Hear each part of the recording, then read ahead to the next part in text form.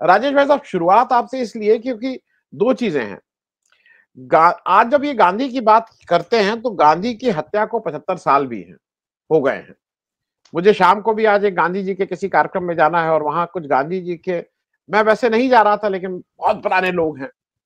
कल रात उनका फोन आया, उन्होंने कहा कि भाई, हमने कहा भाई मैं इसलिए नहीं आता हूं क्योंकि मैं साफ साफ हूं कि गांधी जी के बारे में जो भी लोग इस तरह का विचार रखते हैं, जो जो बेसिकली आरएसएस और उनकी विचारधारा से प्रभावित लोग हैं, वो स्टेज पे कुछ कहते हैं और स्टेज से नीचे उतरते ही दूसरी बात करने लगते हैं।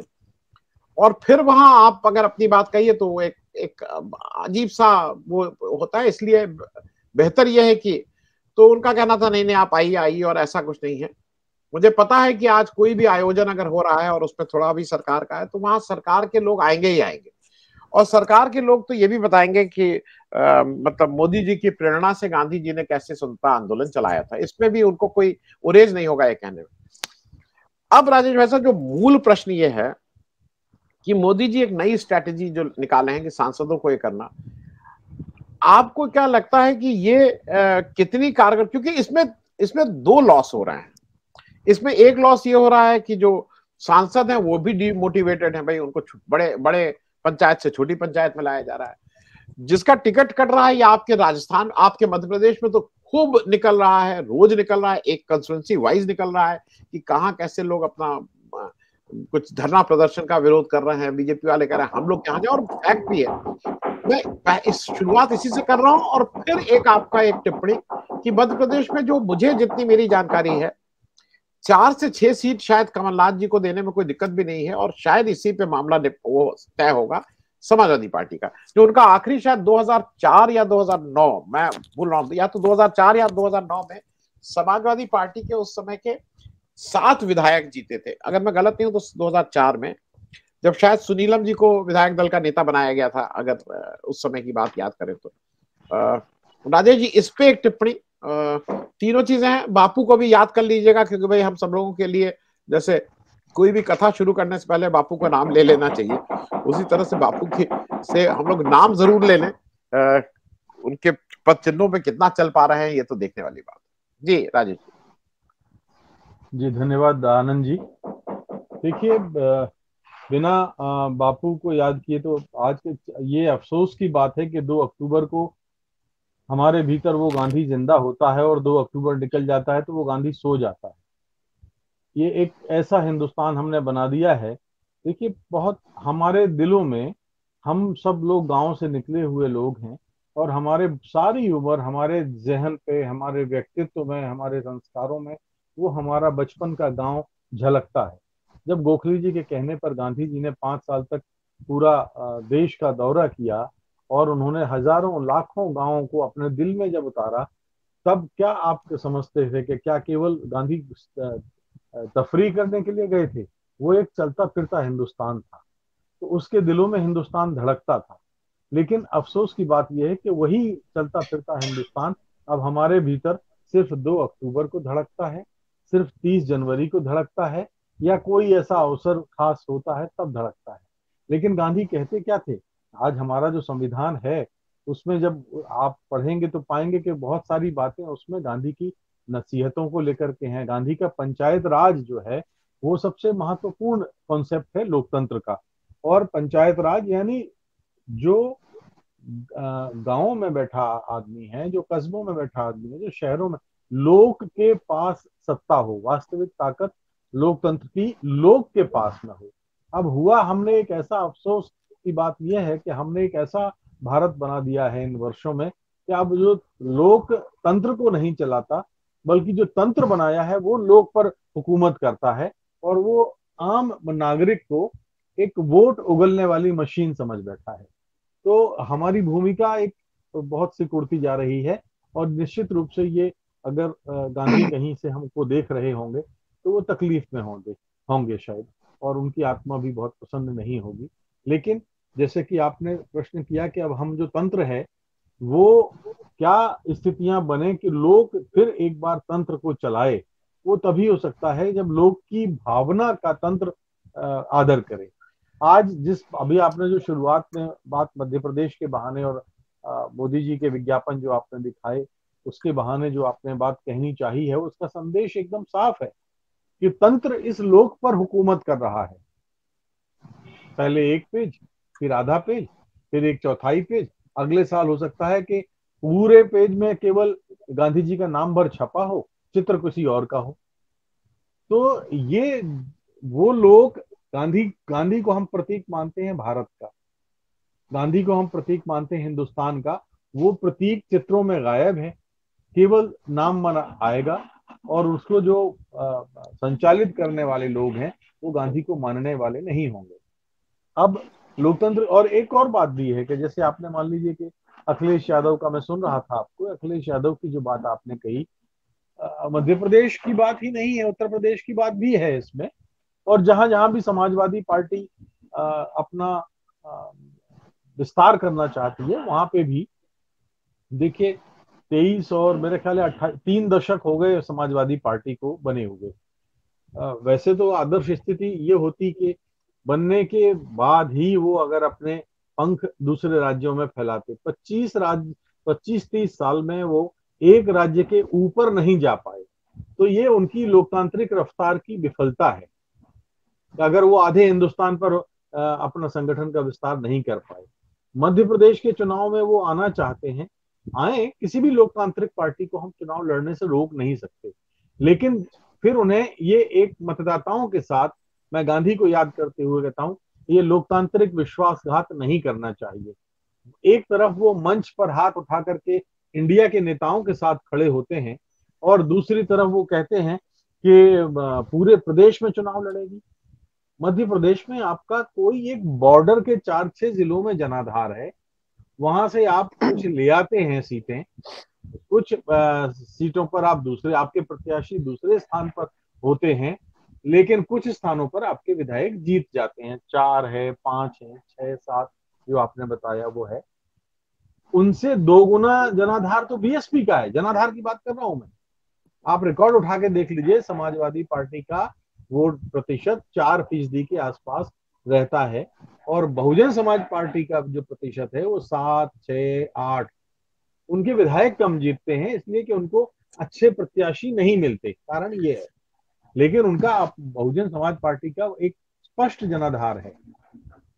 दूसरी चीज ये है कि लोकतांत्रिक विश्वासघात जब मैं कहता हूं तो उसका मतलब आनंद जी ये है कि आप एक तरफ आपने इंडिया के साथ जाने की बात की और यहाँ आपने सारे प्रदेश में खड़े कर दिए उम्मीदवार। तो आपको पिछले चुनाव का आंकड़ा अगर याद है कि आधे फीसदी वोटों का अंतर था भारतीय जनता पार्टी और कांग्रेस के बीच। और वैसे भी अगर कई चुनाव का आप अतीत में देखें तो 2 से 3% वोटों का अंतर ही रहता है। अगर अखिलेश यादव की पार्टी 2 या 3% वोट लाती है तो फिर इसका मतलब ये है कि उसको वो तो भारतीय जनता पार्टी यानी जो इंडिया का सबसे बड़ा मुकाबला करने वाला पक्ष है, उसके हित की बात कर रही है।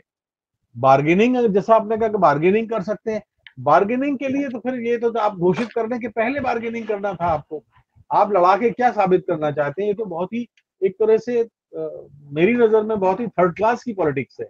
इस पॉलिटिक्स मतलब जो राजनीति के सिद्धांत बुनियादी होते हैं उसकी अखिलेश यादव को समझ नहीं है।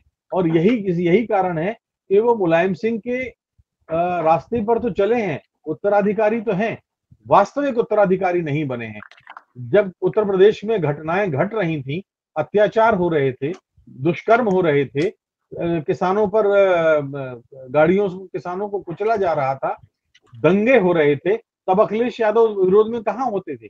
तब तो प्रियंका गांधी दौड़ रही थी, तब तो राहुल गांधी दौड़ रहे थे, तब कांग्रेस दौड़ रही थी। और आप कहते हैं कि समाजवादी पार्टी का वास्तविक जनाधार है, क्योंकि आपको एक विरासत में एक ऐसी दुकान मिल गई है जिस दुकान में ग्राहक पहले से ज्यादा जाते हैं। तो आपकी मदद से अर्जित क्या है? आपकी मदद से तो अर्जित कुछ नहीं है। और यही आप लुढ़का देना चाहते हैं मध्य प्रदेश में। आप खड़े होते हैं इंडिया के साथ और लुढ़का रहे हैं कांग्रेस को। वही काम कर रहे हैं जो आम आदमी पार्टी कर रही है। आम आदमी पार्टी क्या कर रही है? जहां जहां कांग्रेस और भारतीय जनता पार्टी का डायरेक्ट फाइट है वहां वो खड़ी हो जाती है और 2 3 4% वोट खींचती है और फिर वहां उसकी सत्ता को नुकसान पहुंचाती है। पंजाब और दिल्ली में तो उन्होंने बहुत ही डायरेक्टली नुकसान किया कांग्रेस का। लेकिन हमने देखा है कि अरविंद केजरीवाल अपनी पार्टी को लेकर उन राज्यों में कभी नहीं गए जहां पर त्रिकोणीय चतुष्कोणीय संघर्ष है। वो महाराष्ट्र नहीं जाते, वो उत्तर प्रदेश भी उस तरह से नहीं जाते, वो बंगाल भी उस तरह से नहीं जाते, दक्षिण भारत भी उस तरह से नहीं जाते। अरे भाई क्यों नहीं जाते आप? आपको जहां कांग्रेस को डेंट करना है, नुकसान पहुंचाना है, आप वहीं जाते हैं। ये तो अब चूंकि इंडिया में आए हैं, कोई उनको उस मंच से बाहर तो नहीं कर सकता, भगा तो नहीं सकता। लेकिन ये प्रयोग अगर वो दो नावों पर पैर रखने का करेंगे कि इंडिया के सामने मंच पर खड़े होकर वो विक्ट्री का वी दिखाएंगे और पर्दे के पीछे भारतीय जनता पार्टी से बात करेंगे, तो फिर ये बात अब लोग समझने लगे हैं, अब लोग जानने लगे हैं कि ये जो पार्टियां हैं ये दरअसल भारत में वास्तविक रूप से लोकतंत्र को मजबूत होते नहीं देखना चाहती। दो पार्टियां और भी हैं जिनका मैं जिक्र करता हूं, वो तृणमूल कांग्रेस और आंशिक तौर पर शरद पवार जी की पार्टी, क्योंकि अभी दबाव में है। अभी भी आप कह सकते हैं कि ये बहुत ज्यादा इंडिया के साथ 100% रूप से साथ नहीं आएंगी। कुछ उनके स्थानीय व्यवस्थाएं समझ में आती हैं कि भाई उनके अपने सांसद हैं, तो कांग्रेस को तो सारी सीटें दे नहीं सकते, लेकिन वो बात की जाती है, पहले तालमेल की जाती है। क्या अखिलेश यादव ने कोई एक बैठक का हवाला दिया कि हमारी बैठक भाई हो जाती तो हम कांग्रेस मान जाती तो हम फिर हम पूरी सीटें नहीं खड़ी करते? वो तो उन्होंने पहले ही ऐलान कर दिया। ये मुझे लगता है कि एक डेमोक्रेटिक सबुटाज है। जी मैं राजेश भाई साहब बहुत संक्षेप में, क्योंकि अब समय नहीं है, बहुत संक्षेप में मैं सिर्फ बहुत संक्षेप में आप सबसे एक ही टिप्पणी, एक ही प्रश्न।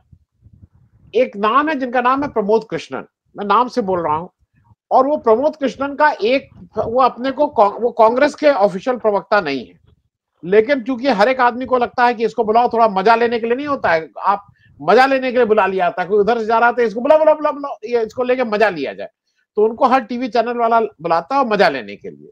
उनका फेवरेट वो राहुल गांधी को 2 गाली देते हैं और प्रियंका गांधी को उनको लगता है कि सच है, वो एक स्पेसिफिक चीज है। मुझे अभी भी नहीं समझ में आता है कि कांग्रेस पार्टी उनको निकाल क्यों नहीं देती। एक मतलब बहुत संक्षेप में इसका। और मायावती जो फिर से कल बोली हैं, तो क्या Mayawati is a close chapter कि वो अकेले लड़ेंगे, कि अभी भी आपको संभावना है कि स्टेट इलेक्शन के बाद कुछ और चेंजेस होंगे? बहुत संक्षेप में राजेश भाई। देखिए आनंद जी, प्रमोद कृष्णन और कांग्रेस के बीच का मामला है, उसमें तो मैं कुछ नहीं बोल सकता। मायावती तो निश्चित रूप से भारतीय जनता पार्टी के सहयोगी पार्टी के रूप में हमारे सामने प्रस्तुत हैं। लेकिन जो बात अभी तक आई है, मैं अपने जो कम समय आपने दिया है उसका मैं 1 मिनट तो मान लो, तो मैं उसका केवल एक ही बात करूंगा। हाँ, तो कि अभी अखिलेश यादव मध्य प्रदेश आए थे। अखिलेश यादव ने कहा कि हम इंडिया का हिस्सा हैं, समाजवादी पार्टी उसका हिस्सा है, लेकिन हमारी अपनी लड़ाई भी है। अब ये अपनी लड़ाई क्या होती है, ये बात समझ में नहीं आती है। अब तक इंडिया का जो संगठन बना है या जो मंच बना है या जो फोरम बना है, वो सिर्फ इसी आधार पर बना है कि देश में एक तरफ सभी विचारधाराओं और सभी धर्मों को जगह देने वाला एक इंडिया है, और एक तरफ सिर्फ एक पार्टी है जो सिर्फ केवल बहुसंख्यक समाज को तुष्ट करना चाहती है।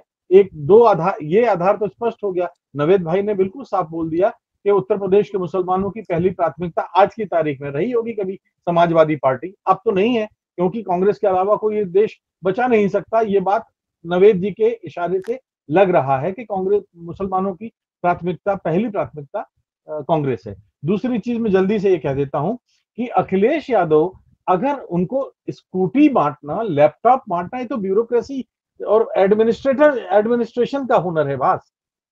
लोकतांत्रिक समझ और लोकतांत्रिक विचारों का सामना करना, उसको आत्मसात करना और उसके मुताबिक आचरण करना। अखिलेश यादव मध्य प्रदेश आते हैं और वो कांग्रेस के उन लोगों को जिनको टिकट नहीं मिल रहा है, वो आओ बहन भाई करके जो है वो टिकट देते हैं। ये कौन सी लोकतांत्रिक इंडिया में रहने का धर्म है? अगर आप एक सामने वाली पार्टी में टूट फूट कर रहे हैं तो ये तो लोकतांत्रिक धर्म नहीं है। तो उन्हें मैं इसलिए कह रहा हूं कि उनको अभी अपना अध्ययन करना चाहिए भारत के लोकतंत्र को लेके, लोकतंत्र की समझ को लेके।